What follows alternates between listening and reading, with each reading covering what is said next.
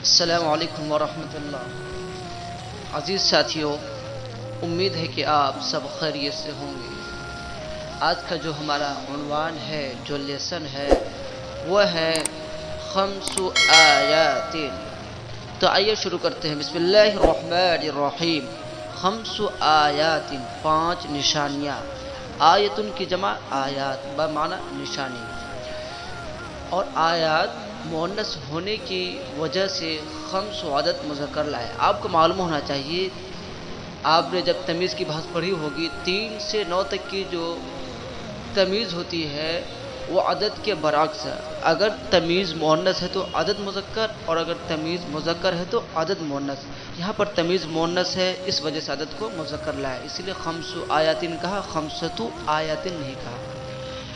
وبعث اللہ علیہم، اللہ نے ان پر بھیجی آیتن اخری، دوسری نشانی۔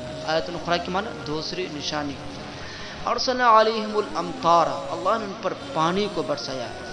مطرون جمع امطار، بارش، پانی۔ ارسل یرسل، ارسلن کے معنی بھیجنا، یہاں پر برسانے کے معنی میں کریں گے۔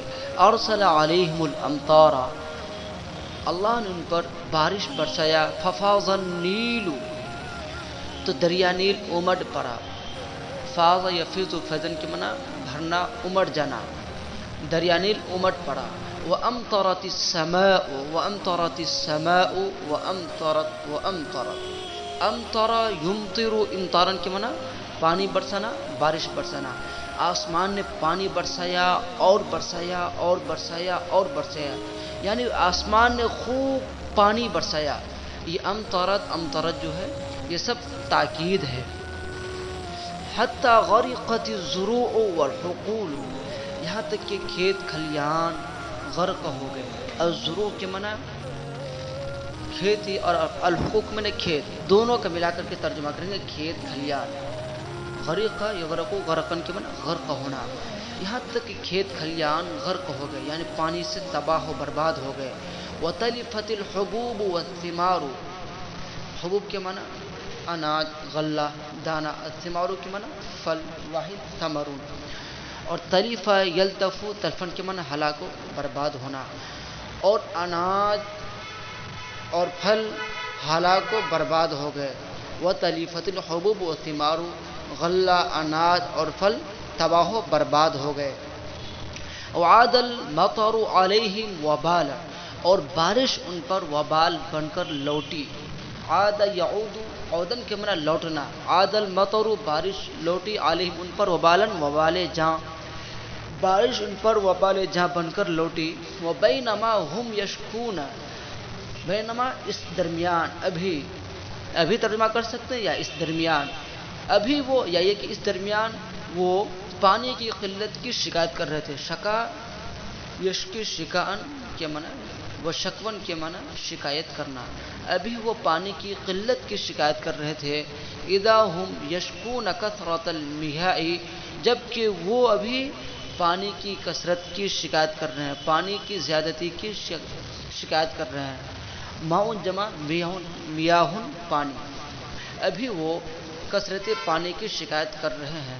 ثم ارسل علیہم الجراد یأکل الزروع والحقول، پھر اللہ نے ان پر ٹڈی کو بھیجا۔ الجراد کے معنی ٹڈی، یعنی ٹڈی کے عذاب کو بھیجا، ٹڈی کا عذاب بھیجا، یہ مفہوم ہے۔ پھر اللہ نے ان پر ٹڈی کو بھیجا جو ان کے کھیت کھلیان کو کھا جاتے، یأکل الزروع والحقول، جو ان کے کھیت کھلیان کو کھا جاتے۔ ویقع علی الاشجار، اور وہ درخت پر نہیں بیٹھتے۔ فلا یذر منها شیئا، مگر یہ کہ وہ ان میں سے کچھ بھی نہیں چھوڑتے۔ وذر یذر، وزن کے معنی چھوڑنا، اور منہا ہا کی ضمیر الزروع والحقول، شیئن کے معنی کچھ، یعنی وہ کھیت اور کھلیان میں سے کچھ بھی نہیں چھوڑتے۔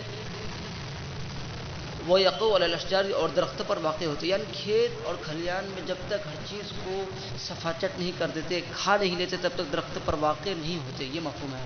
وہ یقع علی الاشجار، اور وہ درخت پر واقع ہوتے، درخت پر بیٹھتے، اس حال میں کہ وہ درخت میں، کھیت اور کھلیان میں سے کچھ بھی نہیں چھوڑتے۔ وعجزت جنود فرعون وشرطته، فرعون کی فوج اور اس کی پولیس تو اللہ کے لشکر کو مارنے سے عاجز آ گئے تھے۔ فرعون کی فوج اور اس کی پولیس ان قتال جند اللہ، جند جمع جنود لشکر، فوج، اللہ کی فوج کو، اللہ کے لشکر کو مارنے سے عاجز آ گئے تھے۔ وَكَيْفَ يُقَاتِلُونَهُ، اور کیسے وہ لوگ اس کو قتل کرتے، کیسے مارتے۔ وَلَا تَعْمَلُ فِيهِ السُّيُوفُ، جس میں تلوار کام نہیں کرتی، سیفن جمع سیوفن تلوار، جس میں تلوار کام نہیں کرتی ہے۔ وَلَا تَعْمَلُ فِيهِ السِّهَامُ، سہم جمع سہام تیر، جس میں تیر کام نہیں کرتا ہے۔ ہنالک علم اہل مصر، یہاں ایسی حالت میں اس جگہ اہل مصر نے جان لیا کہ اہل مصر نے ضعف فرعون، فرعون کی کمزوری، وعجز حامان، اور حامان کی عاجزی، وقلت حیلت الشرطتی، اور پولیس کے حیلے اور بہانے کی قلت اور کمزوری کو یہاں پر اہل مصر نے جان لیا۔ اہل مصر ہنالک عالمہ فعل کا فاعل ہے، اور ضعف فرعون، عجز حامان، قلت حیلت الشرطی یہ عالمہ فعل کا مفعول ہے۔ پھر سے ترجمہ دیکھ لیجئے، اہل مصر نے فرعون کی کمزوری اور حامان کی عاجزی اور پولیس کے حیلے اور بہانے کی قلت کو، کمی کو محسوس کر لیا، جان لیا۔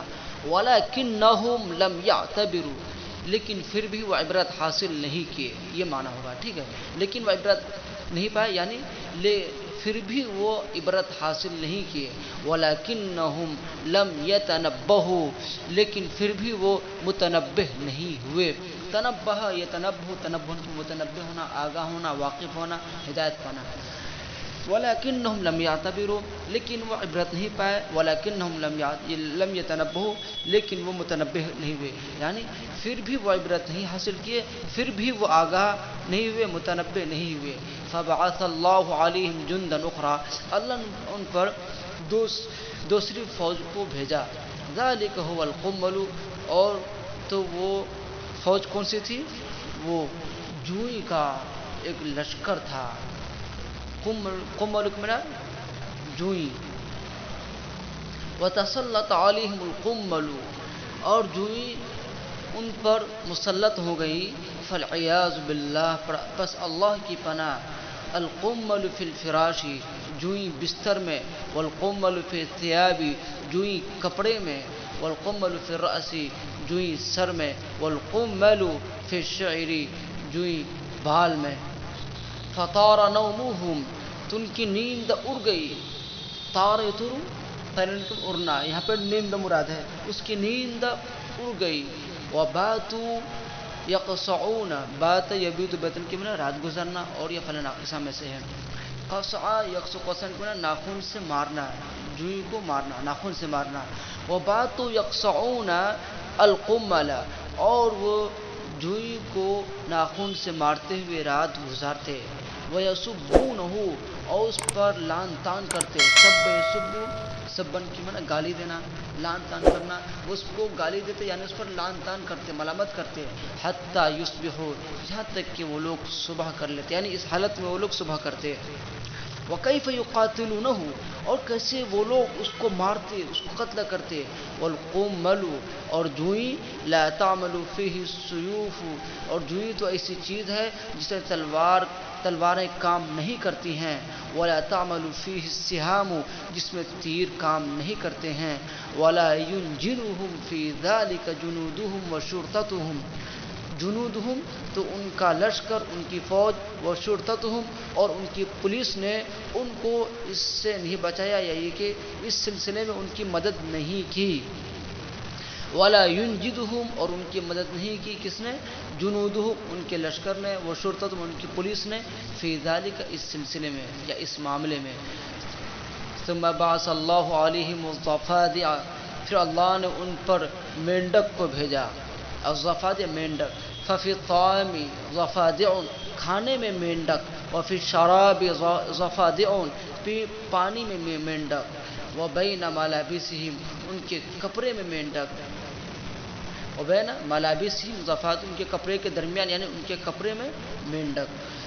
وسیموا هذه الضفادع، وہ لوگ ان مینڈکوں سے اکتا گیا، صحیح میں سمو سامتن کے من اکتا جانا، وہ لوگ ان مینڈکوں سے اکتا گئے، وتنغص عیشہم اور ان کی زندگی اجیرن بن گئی، تنغص یتنغص، تنغصن کے من اجیرن بن جانا، برباد ہو جانا، وتنغص عیشہم اور ان کی زندگی بدمزہ ہو گئی، اجیرن بن گئی، وانتشرت الضفادع اور مینڈک پھیل گئے، وفشت فی جمیع انحاء البیت اور وہ گھر کے تمام گوشے میں پھیل گئے، فشا کی معنی بھی پھیلنا، اور جمیع انحاء البیت گھر کے تمام اطراف، ٹھیک ہے، اور وہ گھر کے تمام اطراف میں پھیل گئے، تلک تنیق وہ ٹر ٹر کرتا، مینڈک کیا کرتا، ٹر ٹر، تلک تنیق وہ ٹر ٹر کرتا، وہذہ تسیب ہونا اور وہ